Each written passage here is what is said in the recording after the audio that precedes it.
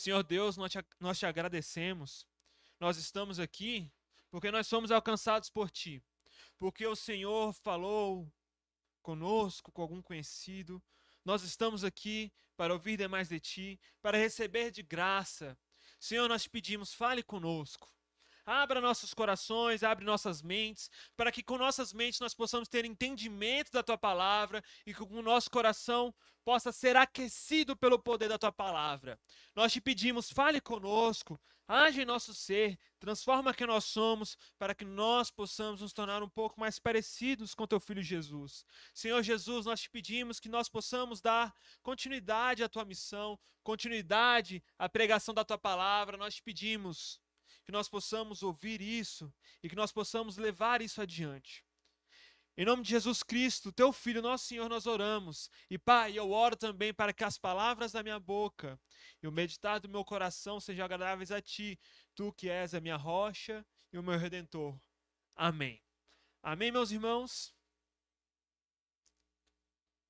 Meus irmãos, no início do nosso texto, Marcos capítulo 6, 1 a 13, nós ficamos sabendo que Jesus está deixando a terra onde ele havia performado tantas maravilhas e estava retornando para a sua terra natal. Marcos não fala explicitamente aqui, em Marcos 6, mas nós que estamos leitores atentos do Evangelho de Marcos, nós sabemos que Jesus está retornando para a cidade de Nazaré. Jesus de Nazaré volta para Nazaré nesse momento. E Jesus volta para a sua terra, mas ele não vai sozinho para Nazaré. O primeiro versículo do nosso texto deixa claro: os seus discípulos os seguem. Isso é algo importante. Os discípulos estão seguindo Jesus. Esse é um tema que aparece logo no início do Evangelho de Marcos, onde esses discípulos são chamados, e eles são aqueles que são chamados para deixar de lado as suas redes e para seguir Jesus.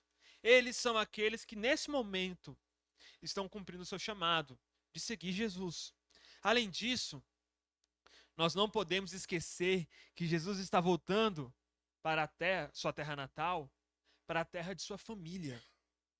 Isso aqui é importante. Sabe por quê? Porque Marcos já falou sobre a família de Jesus.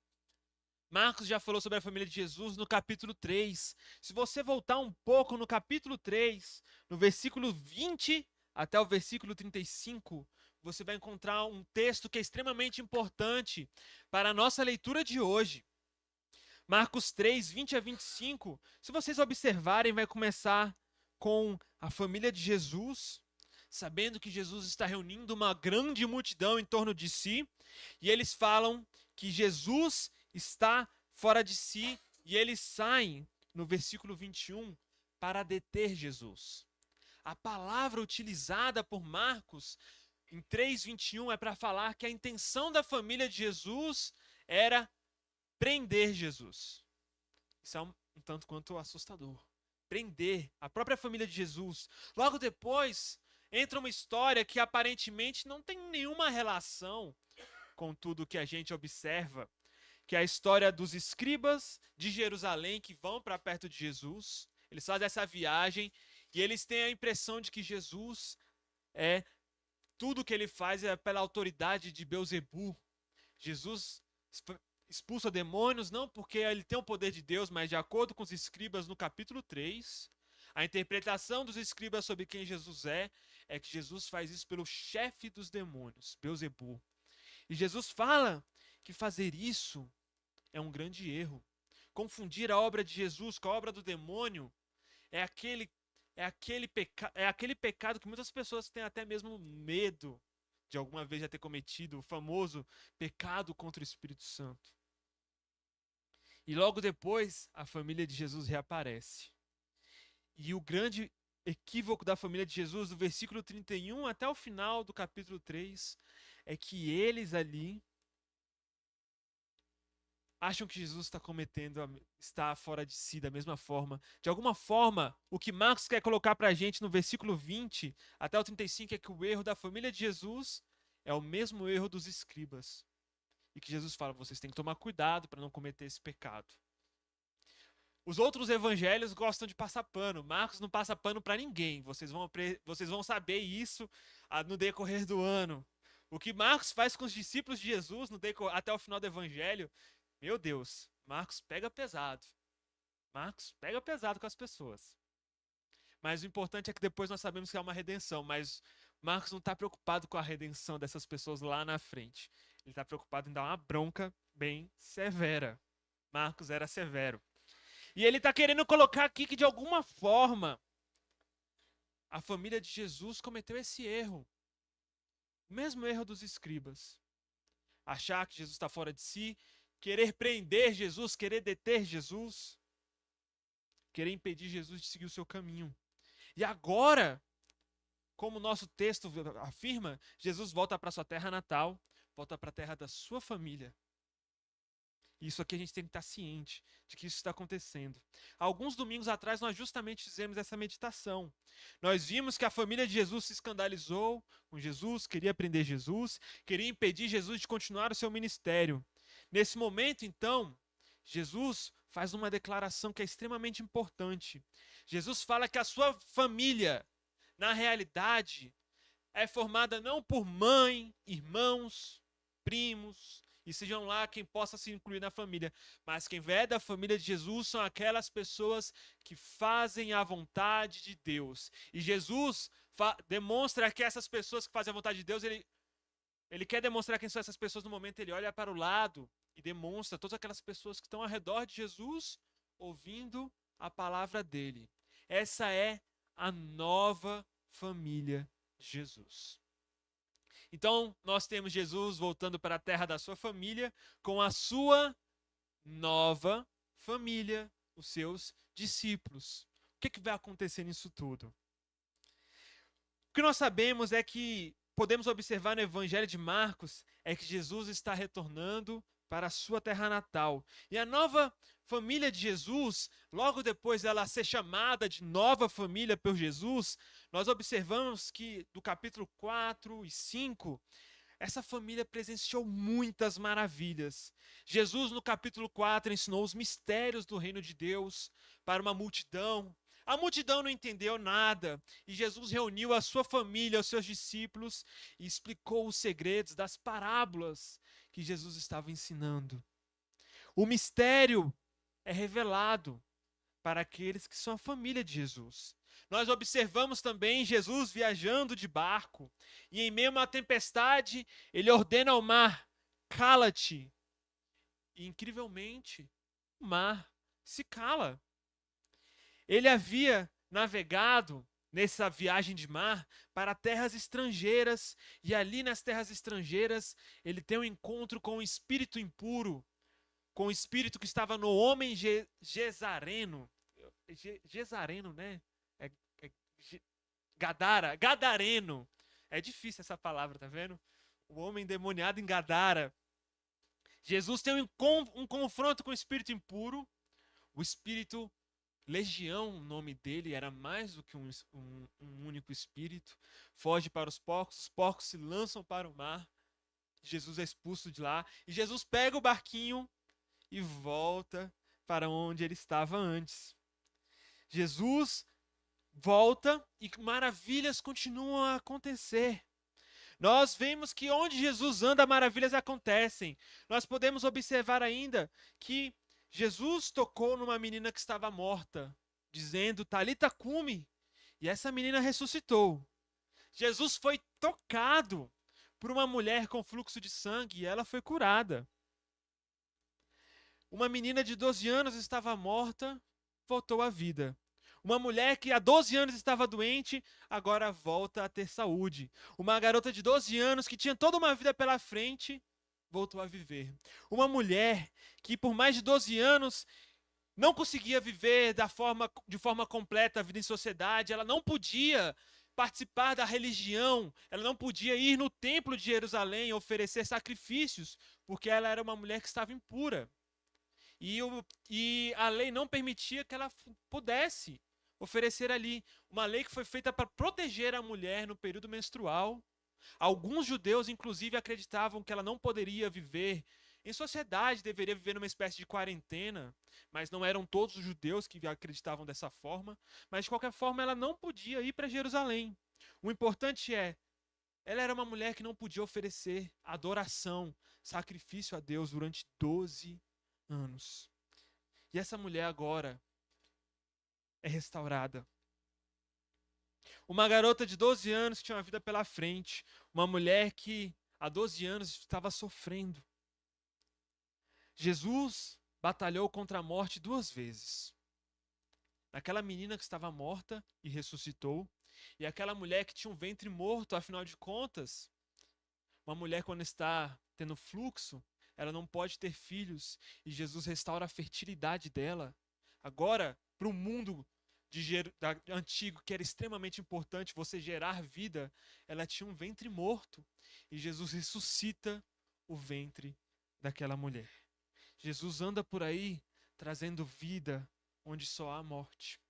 E os discípulos veem tudo isso acontecendo. E os discípulos estão juntos o tempo inteiro. E agora é mais um sábado. E mais um sábado, o que Jesus faz em todo sábado? Ele vai para a sinagoga. É a terceira vez que Marcos apresenta Jesus ensinando em uma sinagoga.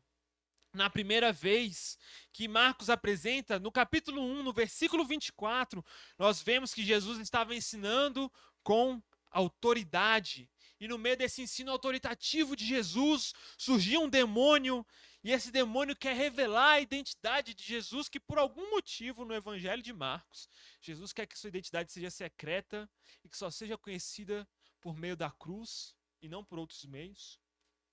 E o demônio quer revelar: tu és o santo de Deus. Jesus confronta o demônio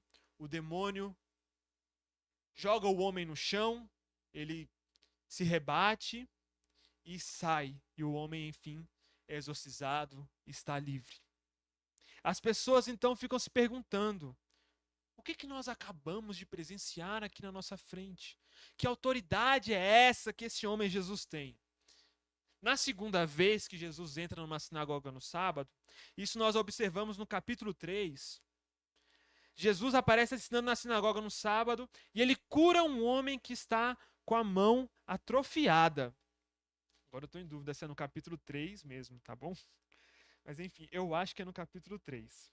Ele cura um homem que está com a mão atrofiada. E Jesus cura. Algumas pessoas estão desconfortáveis. Como assim? Ele faz uma cura no sábado. Ninguém falou nada. Mas Jesus percebeu que aquelas pessoas estavam desconfortáveis com aquela situação e Jesus confronta elas. Jesus confronta essas pessoas e nesse confronto algumas pessoas ficam com tanta raiva que elas decidem matar Jesus. O verbo que Marcos usa é destruir Jesus. O demônio, quando aparece, fala: você veio para nos destruir?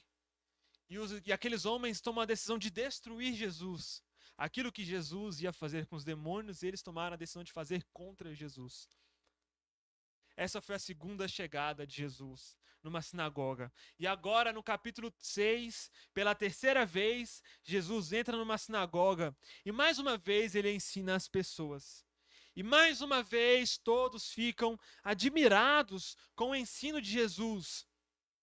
Pela terceira vez, Marcos fala que Jesus está ensinando. Mas, infelizmente, Marcos não está interessado em trazer para nós o que Jesus ensinou. Se você for nesses trechos, você vai ver que não está lá escrito as falas de Jesus. Marcos não está interessado em trazer o que Jesus estava ensinando. Marcos está interessado em uma outra coisa. Marcos está interessado que nós possamos ter acesso não ao conteúdo do ensino de Jesus, mas à reação que as pessoas têm quando Jesus ensina. Quando Jesus ensina, todos ficam admirados. Quando Jesus ensina, todos ficam extasiados. Meu Deus, o que eu estou assistindo aqui agora, nesse momento? O que está acontecendo aqui? No nosso texto, no capítulo 6, essas pessoas dizem: de onde lhe vêm essas coisas? Que sabedoria é essa que lhe foi dada? E este poder que ele tem para realizar milagres? Meus irmãos, Jesus tinha sabedoria, Jesus tinha poder, e eles reconhecem isso em Jesus. Eles estavam admirados com Jesus. E essa é uma reação normal que as pessoas têm perante Jesus. Quando Jesus aparece, as pessoas realmente ficam admiradas. E nós, leitores do Evangelho, que temos acesso ao Evangelho de Marcos, nós sabemos que Jesus recebeu o Espírito Santo no momento em que ele foi batizado. Nós sabemos que a verdade que está na primeira linha do Evangelho de Marcos, que diz quem é essa pessoa. Essa pessoa é o Filho de Deus. Aquelas pessoas na sinagoga não têm acesso a essa informação que nós temos. Jesus é o Filho de Deus. Essa é uma verdade que no Evangelho de Marcos, até mesmo os espíritos impuros reconhecem. O problema é que aquelas pessoas naquela sinagoga de Nazaré não reconheciam a verdade que até mesmo os espíritos impuros reconheciam. Na verdade, ao observar Jesus pregando, eles se escandalizaram. E eles continuaram falando: não é este o carpinteiro, filho de Maria, irmão de Tiago, José, Judas e Simão? Não estão aqui conosco todas as suas irmãs? Eles se lembravam de quem Jesus era. Provavelmente eles viram Jesus pequeno, crescendo ali naquela cidade até se tornar um homem feito. Nazaré era uma vila muito pequenininha e nós sabemos como funcionam cidades pequenas e vilarejos, onde todo mundo conhece todo mundo sabe da vida de todo mundo. Eles sabiam quem Jesus era, eles sabiam quem era a família de Jesus. Eles se lembravam de tudo. Eles conheciam a família.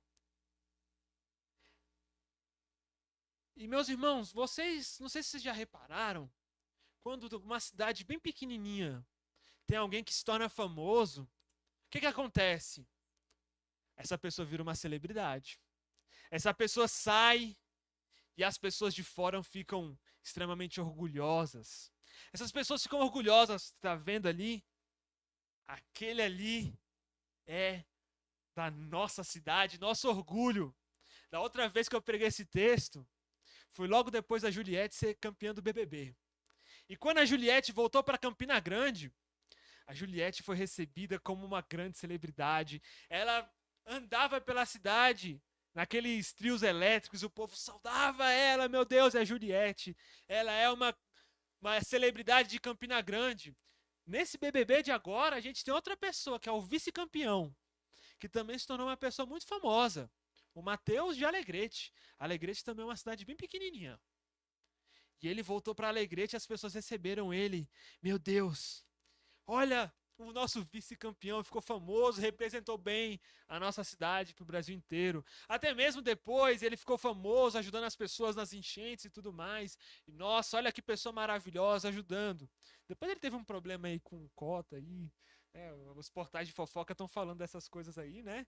Ele que tem que se ver com a polícia agora nessa situação, com a justiça. Mas enfim, o normal é toda cidade pequena as pessoas se orgulharem do cidadão célebre. Mas Nazaré não se orgulhou de Jesus. Nazaré não se orgulhou de Jesus. Marcos nos diz que, na verdade, eles encontraram motivo de tropeço em Jesus.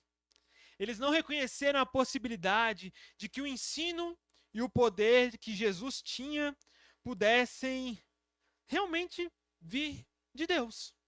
Que ensino é esse? Que poder é esse? De onde esse garoto tirou tudo isso?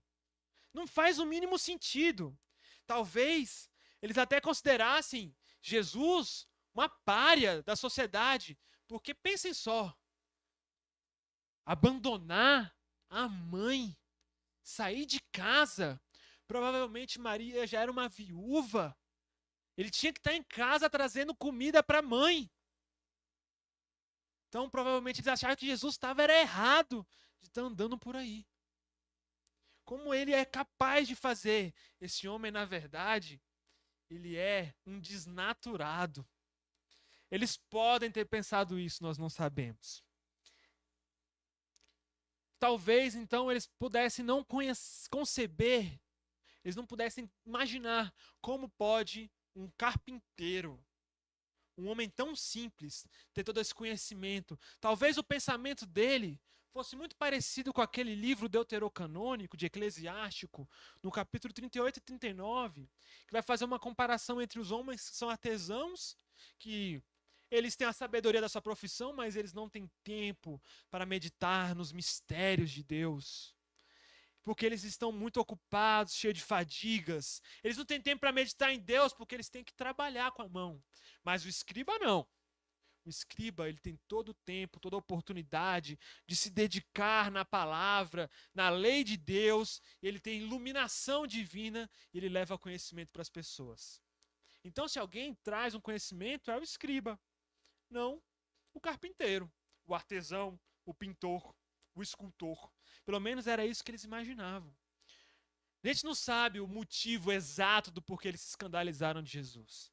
Mas a gente sabe que eles se escandalizaram. O que nós sabemos é que quando Jesus ia por povos estranhos, por outras vilas, Jesus era extremamente bem recebido, mas diante do seu próprio povo, ele não foi bem recebido. Jesus não recebeu hospitalidade no seu próprio lar. No seu próprio lar. Na discussão que Marcos faz, que eu falei para vocês no capítulo 3, sobre a nova família de Jesus, nós observamos que os escribas não consideravam que fosse possível Jesus ter todo aquele poder e aquele conhecimento. E eles falam, a fonte do conhecimento de Jesus deve ser sobrenatural. Não vem de homem nenhum. Não é possível que esse homem tenha tudo isso. E eles falam que Jesus deve ter tido todo esse conhecimento por meio de ação de Beelzebul.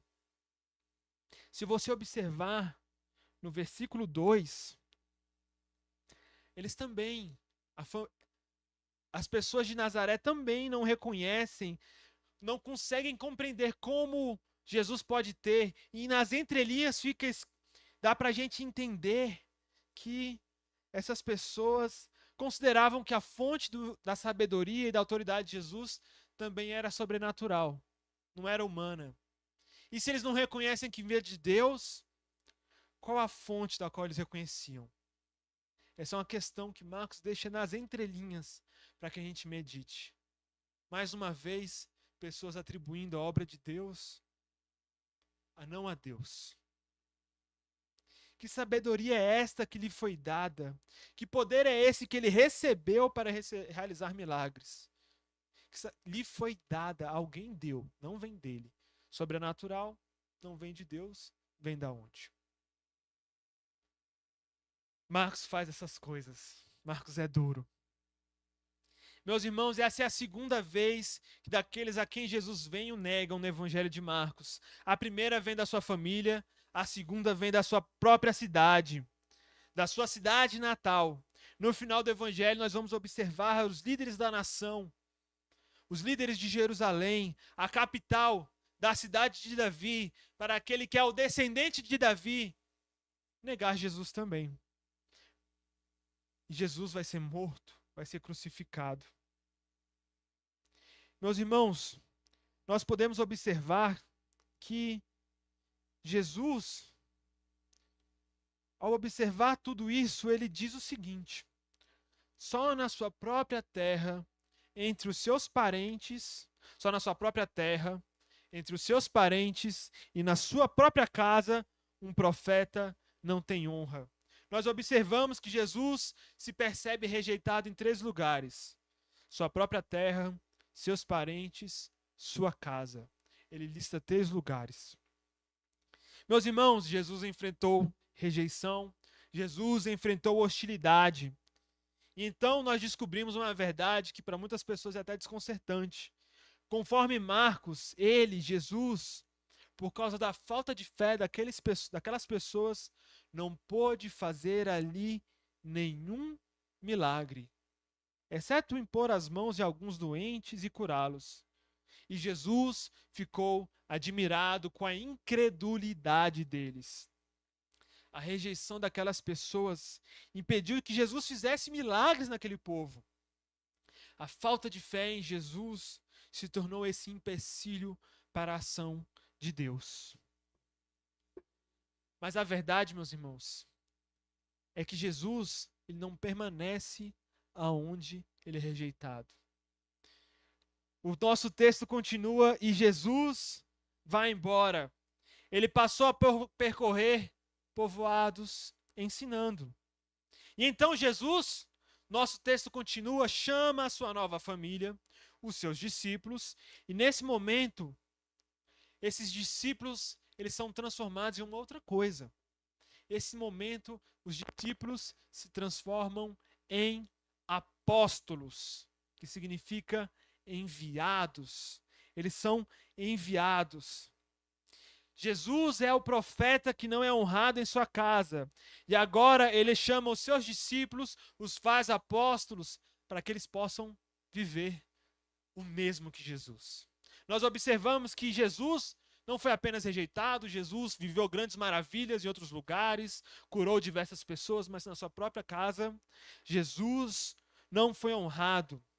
E agora ele chama os discípulos para viver o mesmo. Eles foram escolhidos por Jesus para segui-lo. E agora, aqueles que são seus discípulos, a sua nova família, se tornam os enviados por Jesus. Como nós podemos observar, eles são enviados em dupla, de 2 em 2. E Jesus lhes dá autoridade, a mesma autoridade que Jesus possui. Os discípulos agora têm autoridade para expulsar espíritos impuros e para ensinar.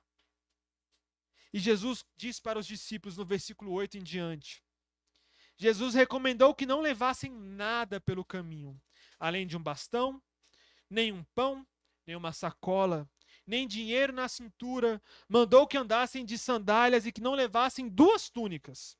E Jesus disse ainda: quando entrarem numa casa, fiquem aí até partir. Se vocês forem mal recebidos no lugar e o povo não escutar vocês, quando saírem, sacudam a poeira dos pés como protesto contra eles. Então os discípulos partiram e pregaram para que as pessoas se convertessem. Eles expulsavam muitos demônios e curavam muitos doentes, ungindo-os com óleo. Meus irmãos, nós lemos um texto hoje também em que um profeta, Ezequiel, ele recebe a vocação de Deus para falar para a casa de Israel. Ele recebeu uma vocação para ser profeta. Só que tem um ponto interessante no chamado que Ezequiel recebeu na nossa primeira leitura. Deus fala para Ezequiel: não tenha medo deles. Não tenha medo deles, porque Israel é uma casa rebelde. Não tenha medo deles das suas palavras, não tenha medo, pois, de cardos e espinhos que estão junto a ti. Não tenha medo das faces que eles vão fazer para vocês. E Deus fala para Ezequiel, quer eles recebam a palavra, quer eles não recebam a palavra, diga para eles da mesma forma. Diga para eles da mesma forma. Deus escolhe profetas para que eles falem, quer as pessoas ouçam, quer as pessoas não ouçam. Assim como Deus escolheu Ezequiel no passado, Jesus está escolhendo seus discípulos para que eles sejam profetas também, para que eles deem continuidade a esse ministério. E onde eles forem bem recebidos, que eles levem a palavra, que eles permaneçam. Se eles não forem recebidos, que eles vão para um outro lugar para pregar também. O importante é estar em movimento. A missão que era de Jesus, agora é a missão dos 12 discípulos. E eles compartilham agora os discípulos da missão de Jesus. E Jesus, nesse texto, nós observamos que prepara os discípulos para sofrer rejeição, assim como Jesus acabou de sofrer rejeição. E ele os instrui sobre como agir quando eles não forem bem recebidos, deixando claro que eles não deveriam desfalecer com as dificuldades. As dificuldades, elas de fato viriam a acontecer. Elas viriam a acontecer. Além disso, o leitor mais atento pode perceber que existe uma semelhança entre aquilo que Jesus falou para que os discípulos carregassem, sendo somente uma túnica, somente um bastão, não se preocupar com as suas sandálias, não se preocupar com o seu vestuário, não se preocupar com o seu alimento. Existe algo que o leitor atento da Bíblia percebe, porque é a mesma coisa que Deus falou para o povo de Israel lá no Êxodo. O povo, quando saiu do Egito, não deveria se preocupar com muitas coisas. Deus iria providenciar tudo. Deus iria providenciar tudo. Eles simplesmente deveriam ir. Deus ia conceder para eles tudo o que eles precisassem. O Senhor é o Senhor da providência. E Jesus fala exatamente a mesma coisa para os discípulos que Deus falou para Israel no passado. Existe um paralelo aqui. E esse paralelo deve fazer a gente imaginar que Jesus entende que o seu ministério é onde está acontecendo um novo êxodo. E assim como no passado, as pessoas saíram do Egito. As pessoas saíram do Egito para irem em direção à terra da aliança, à terra prometida, à terra onde mana leite e mel. Agora, por meio dos discípulos, o novo êxodo está acontecendo onde as pessoas estão saindo do reino das trevas e indo em direção ao reino de Deus, ao reino de luz do nosso Senhor, ao reino onde há vida e vida abundante. O importante, meus irmãos, é que os discípulos agora têm autoridade sobre demônios, agora eles curam as pessoas, agora eles têm que pregar a mesma mensagem que Jesus pregou. E se o povo não os recebe, eles devem partir para outra cidade. Jesus é um Deus que compartilha a sua missão. A missão de Jesus é a missão da sua nova família, é a missão dos seus discípulos. Inicialmente descobrimos, como nós podemos observar no versículo 13, que os discípulos foram bem-sucedidos nessa primeira missão. A gente ainda vai observar muito mais sobre os discípulos nos próximos domingos e vamos observar que as coisas não vão ser sempre dessa forma. Mas o importante é que Jesus é um Deus que compartilha a sua missão e faz com que a missão dele se transforme na nossa missão. A missão de Jesus é a minha missão e é a sua missão. E essa missão significa que assim como os discípulos tiveram muito sucesso, a gente vai ter sucesso também. A gente vai ter sucesso. Mas também sempre as coisas vão ser fáceis. A gente tem que estar preparado para quando as coisas não forem fáceis.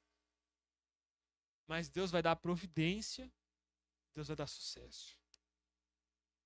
Deus é aquele que cuida da missão. Nós temos que estar preparados para quando formos rejeitados, mas nós temos que estar preparados para o momento em que as coisas acontecem. Irmãos, a verdade é que todos nós que somos cristãos estamos em missão. Todo aquele que segue Jesus está em missão. E a missão pode ser feita indo a outros lugares. A missão pode ser feita permanecendo em nossas casas. A missão pode ser feita no nosso trabalho, no metrô, num ônibus. A missão pode ser feita abrindo as portas da nossa igreja ou abrindo as portas do nosso lar, compartilhando um cafezinho. A missão, o importante, não é sobre como a gente vai fazer, mas é que a gente está fazendo. Não é o meio, a forma como a gente se sentiu chamado por Deus para cumprir a missão. O importante é estar cumprindo a missão. Alguns têm um chamado para servir a Deus de uma certa forma. Outros têm um chamado para servir a Deus de outra forma. Uns têm um chamado de ir a certos lugares, outros têm um chamado de reunir as pessoas em torno de si. O importante é cumprir a missão. Alguns têm muita sabedoria, muitas palavras, outros têm apenas um abraço. E aquela mensagem básica de que Deus te ama e tem algo muito melhor para a sua vida, você deveria render a sua vida a Ele. Deus tem um chamado para a sua igreja. A verdade, meus irmãos, é que a Igreja Anglicana do Reconciliador é uma igreja em missão. E nós temos um chamado, nós temos um carisma. E o nosso carisma, um propósito que nós temos, vem do nosso texto que nos anima, que está em 2 Coríntios capítulo 5. Aqui nós temos o versículo 20, que é de onde nós tiramos o nosso nome. Mas o trecho muito maior diz o seguinte: a verdade é que tudo isso vem de Deus, que nos reconciliou consigo por meio de Cristo e nos confiou o ministério da reconciliação. Pois em Cristo Deus estava reconciliando o mundo consigo, não levando em conta as faltas das pessoas, e pondo em nós a palavra da reconciliação. Somos, então, embaixadores de Cristo, e é como se Deus exortasse por meio de nós. Em nome de Cristo, pedimos, reconciliem-se com Deus. Aquele que não tinha pecado, Deus o fez pecado para que nós, por meio dele, nos tornássemos justiça de Deus. Esse é o nosso carisma, esse é o nosso chamado, sermos embaixadores de Cristo.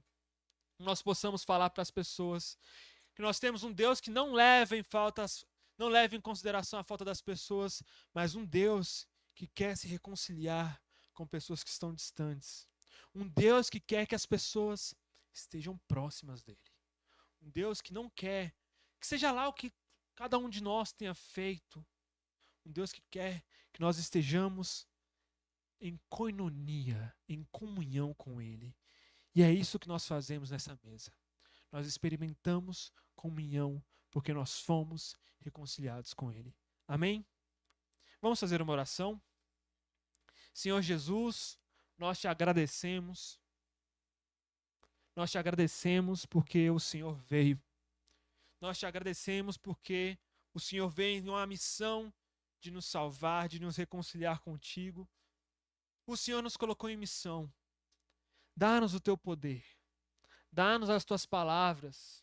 Usa-nos, Senhor Jesus Cristo, para levar essa mensagem de que Deus estava em Cristo Jesus, reconciliando-se consigo o mundo, e que a nossa boca seja a boca que proclame: reconciliem-se com Deus. Usa-nos, Senhor Jesus Cristo. Faça, Pai amado, por meio de nós pedimos que as maravilhas que acompanharam os seus discípulos no passado nos acompanhem hoje, Senhor Jesus Cristo. Que o teu Santo Espírito possa agir, que o teu Santo Espírito possa transformar, que o teu Santo Espírito possa fazer novas todas as coisas.